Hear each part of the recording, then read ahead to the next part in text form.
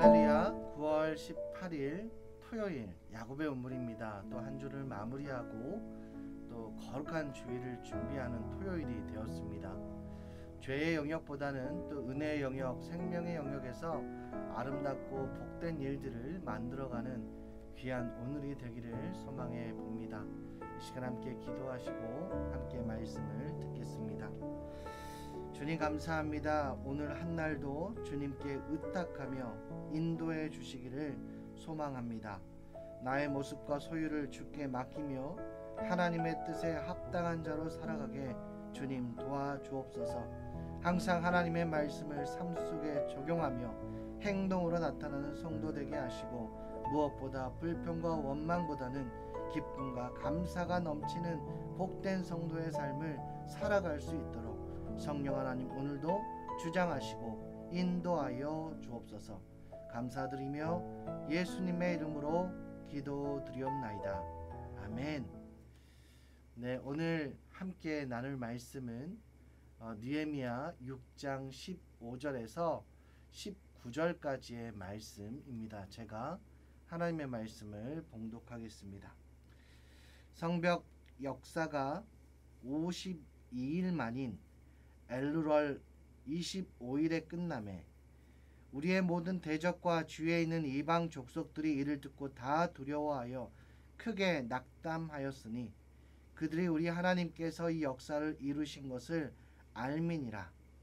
또한 그때에 유다의 귀족들이 여러 번 도비아에게 편지하였고 도비아의 편지도 그들에게 이르렀으니 도비아는 아라의 아들 스가냐의 사위가 되었고 도비아의 아들 여호하난도 베레가의 아들 무슬람의 딸을 아내로 맞이하였으므로 유다에서 그와 동맹한 자가 많음이라. 그들이 도비아의 선행을 내 앞에 말하고 또 내 말도 그에게 전하매 도비아가 내게 편지하여 나를 두렵게 하고자 하였느니라. 아멘. 오늘도 우리의 삶의 모든 순간순간 속에 나와 동행하시는 하나님, 나와 함께 하시는 성령님의 역사를 경험하며 살아갈 수 있는 복된 하루, 또 복된 인생이 되기를 간절히 소망합니다. 여러분들은 혹시 지금 이 시점에서 앞을 생각하며 미래를 생각하며 향해 달려나가고 있습니까?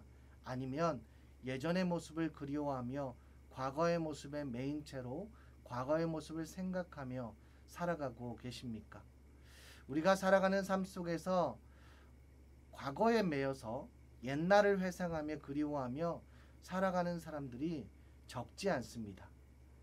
그때가 좋았다라고 표현하기도 하시고 내가 왕년에 또는 내가 소시적에 라는 표현을 말씀하시면서 많이 과거를 생각하며 또 이야기하시기도 하십니다.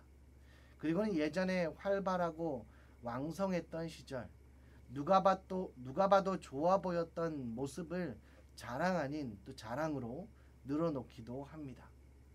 또한 현재 많은 것들을 이루어 놓으신 분들도 과거의 모습을 회상하며 자신이 어떻게 해서 여기까지 왔는지, 또 자신이 예전에는 어떠한 삶을 살았는지를 이야기하기도 하십니다. 문제는 많은 사람들이 자신들이 이루어 놓은 그 위치에 안주하여서 더 이상 앞으로 나가지 못하는 경우가 발생하게 된다는 것입니다. 예전만큼 살지 못했던 사람들도 과거를 회상하며 살아가며 또 과거를 이야기하며 살아가며 앞을 내다보지 못하는 것과 또 지금 많이 이루었다 하여도 예전과 지금까지의 삶을 생각하면서 현실에 만족하며 현실에 안주하며 살아가는 분들이 적지 않다는 사실입니다. 오늘 말씀의 느헤미야는 이 수상궁을 떠나 정말 괜찮은 직업이고 괜찮은 부이며 모든 환경에 문제가 없을 만큼 정말 좋은 인생을 남들이 보기에는 살고 있었지만 예루살렘으로 오게 되었고 그 온 이유가 성벽, 내 고향, 내 민족, 우리 선조들이 살았던 그 땅이 성벽이 불타고 무너졌다는 소식을 듣고 자신의 자리를 떠나서 예루살렘으로 오게 됩니다. 그가 온 목적은 첫 번째는 당연히 예루살렘 성의 성벽 재건이었습니다. 물론 단순히 성벽을 올리는 일, 그 일에 집중하기까지 예루살렘에 왔다고는 할 수 없지만 가장 먼저 가장 두드러진 이유는 성벽 재건이었습니다. 오늘 말씀에 보면 성벽 재건을 완성하게 되는데 이 성벽을 재건한 것으로 다시 이 느헤미야가 돌아가지 않았고 이것을 완성했다 해서 자신의 사역이 끝나지 않았고 또 다른 부분에 집중하는 모습을 볼 수 있습니다. 15절 말씀을 보니 성벽 공사가 52일 만에 끝납니다. 2달도 채 되지 않아서 끝나게 된 것이죠. 우리가 공사를 보면 공사가 차일피일 미뤄지기도 하고 여러 어려움이 생기면 공사가 중단되어서 다시 재개하는데도 오랜 시간이 걸리는데 느헤미야가 솔선수범며 지도력을 발휘하여서 이 성벽 공사가 52일 만에 막을 내리게 됩니다. 주의 대적들과 이방족들이 크게 낙담하였고 무엇보다 하나님께서 이 일을 행하셨다는 사실을 그들이 알게 되었습니다. 한마디로 승리이며 승리의 함성을 부르며 하나님께 영광을 돌림하는 성공적인 사역이었습니다. 보통 우리가 일반적인 이야기라면 이 내용이 나왔으면 느헤미야는 사실 여기에서 끝나야 맞는 것 같습니다.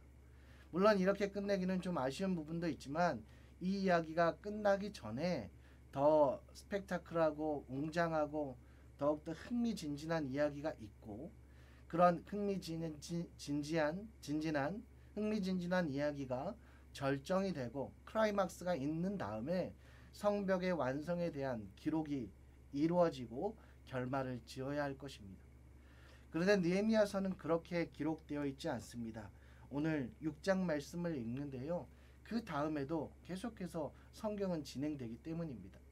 이 성벽 재건이 끝났다는 이야기는 허무할 정도로 짤막하게 기록되어 있고 물론 많은 사람들이 모여서 7장에서 기뻐하였다는 이야기가 진행되지만 그동안의 수고를 치하하고 승리를 자축하는 기록은 그다지 길게 기록되어지지 않습니다.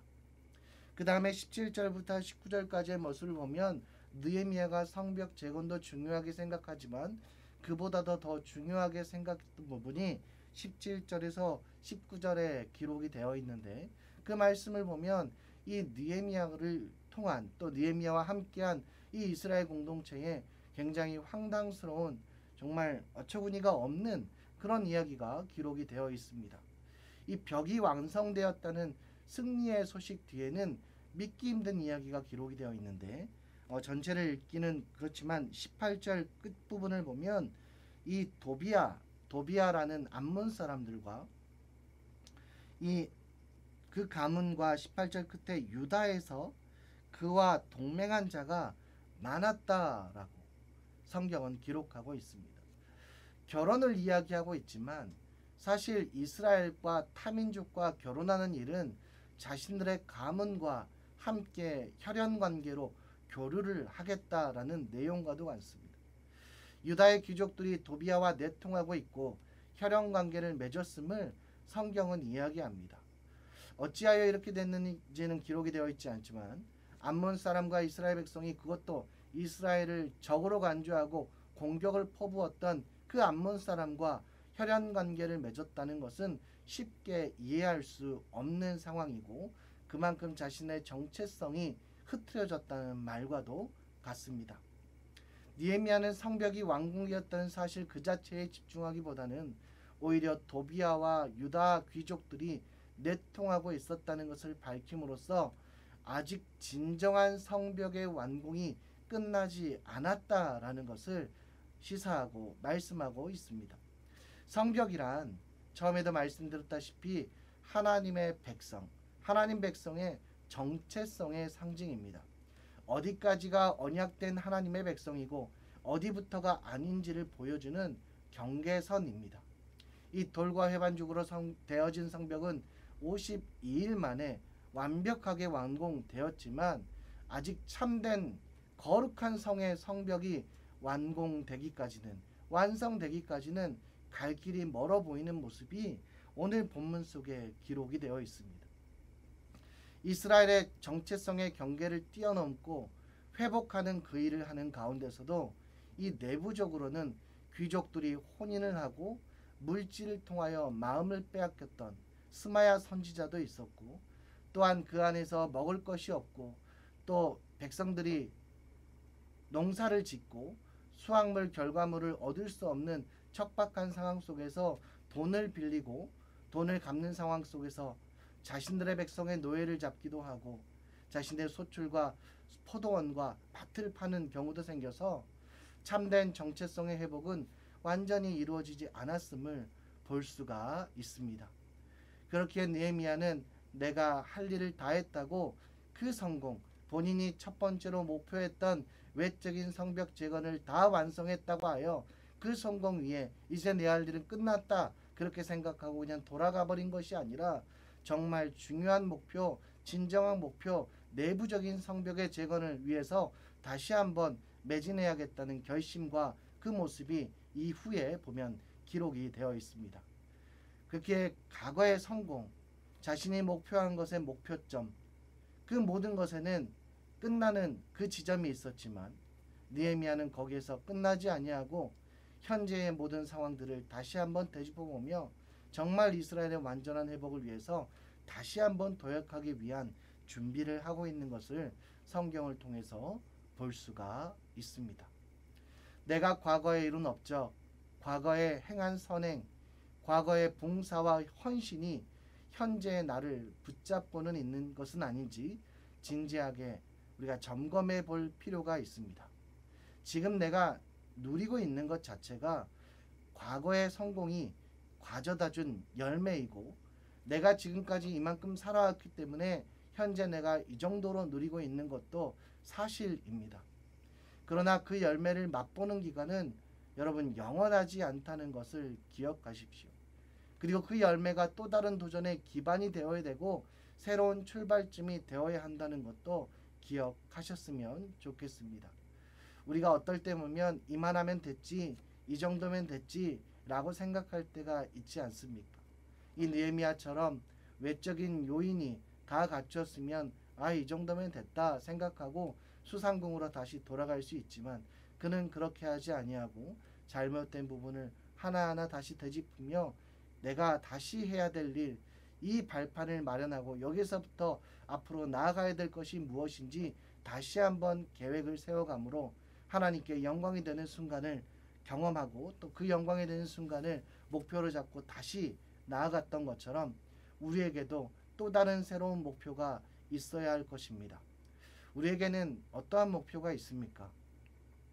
우리 모두 공통된 목표는 하나님의 나라와 그분의 영광을 이 땅에 드높이는 것, 하나님의 그 이름을 이 땅 만민에게 알리는 그런 목표가 있습니다. 주님께서 다시 오실 때까지 또는 내가 주님 앞에 설 때까지 그 목표는 계속해서 우리 앞에 있을 것입니다. 눈에 보이는 성벽을 다 쌓은 후에 진정한 거룩한 성벽을 쌓는 일로 눈을 다시 한번 돌리고 전환점을 맞이한 느헤미야처럼 우리도 하나님 나라를 위해서 무엇인가 이루어진 목표의 결승점에 도달했다면 거기서 이제는 내가 하나님께 무엇을 하여야 할 것, 내가 하나님께 어떤 영광을 돌려야 될 것인지 다시 한번 생각하고 거기서 더욱더 중요하고 더욱더 핵심적인 가치를 향하여서 새로운 발걸음을 떼어야 할 것입니다. 우리가 지금 코로나가 많이 장기화되고 코로나가 많이 지속되고 숫자가 계속 늘어나다 보니 여기에서 손을 늘어놓고 아무것도 하지 않은 채 이쯤하면 됐지 하고 안주하고 있는 것은 아닌지요. 그러나 하나님께서는 여기에서 손을 늘어놓고 무기력하게 정말 힘이 없이 아무것도 하지 않으려는 그런 의지 없는 모습이 아닌 여기에서 새롭게 출발하고자 하는 그 의지에 분명 하나님께서 힘을 불어 넣어 주실 것입니다. 그래서 오늘 하루도 또 이제 명절이 다가오는데 내가 하나님 앞에서 어떠한 영광을 돌려야 할 것인가, 내가 하나님을 위하여 무슨 일을 해야 될 것인가 다시 한번 다짐하고 결단하여 하나님께 기쁨이 되는 성도의 삶을 살아가실 수 있기를 주의 이름으로 축원합니다. 우리가 이 시간 함께 기도하는 시간을 가졌으면 좋겠습니다. 먼저는 하나님의 나라와 의를 위하여, 하나님의 영광을 위하여 끝없이 도전하고 하나님께 기쁨이 되는 인생을 살아가는, 계속해서 도전할 수 있는 백성들이 되게 해달라고 기도해 주시고, 이제 명절이 다음 주에 있습니다.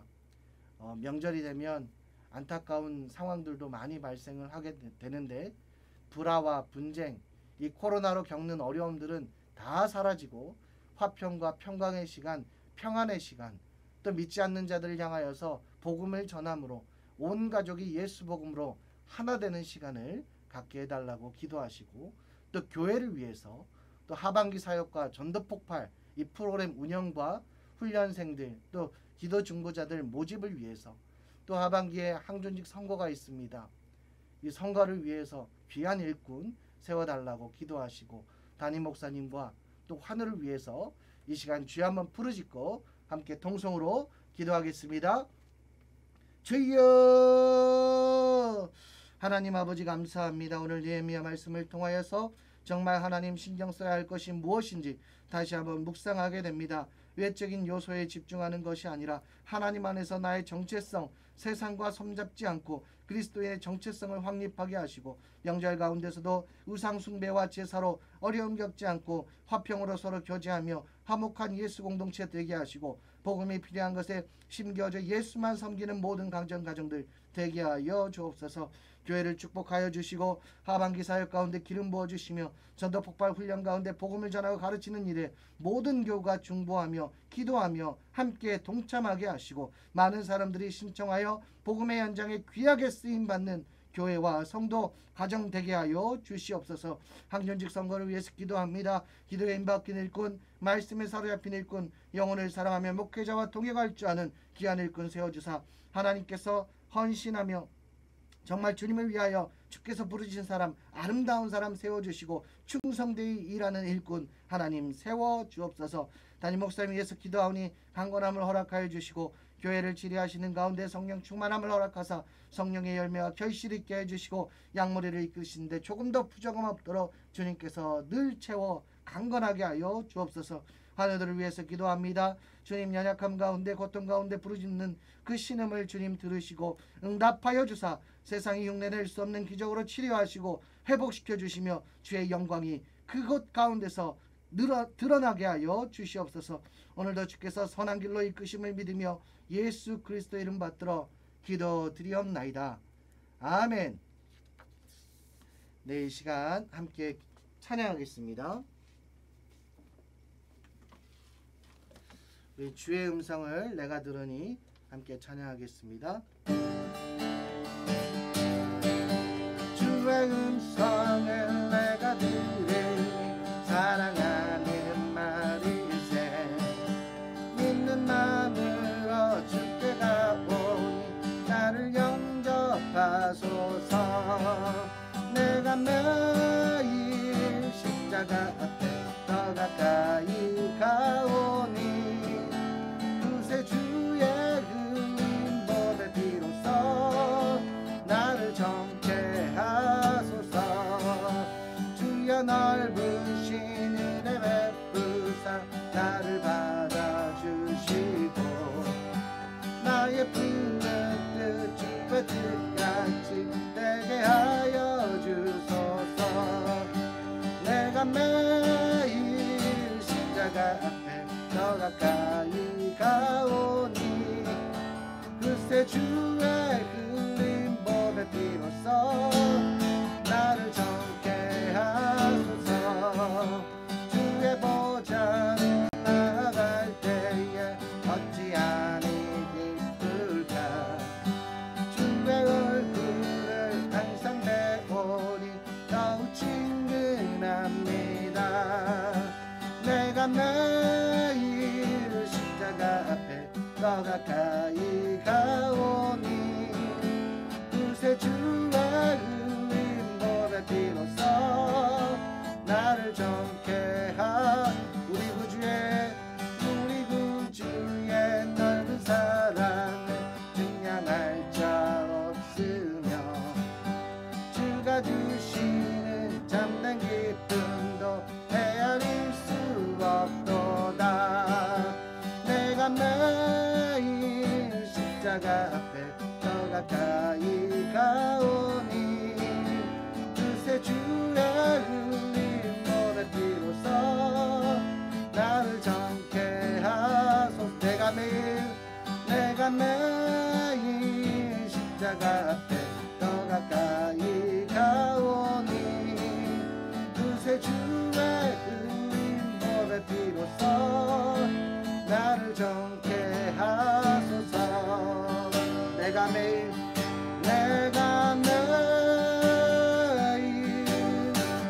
십자가 앞에 더 가까이 가오니 그새 주의 흘린 보배 피로써 나를 정케 하소서.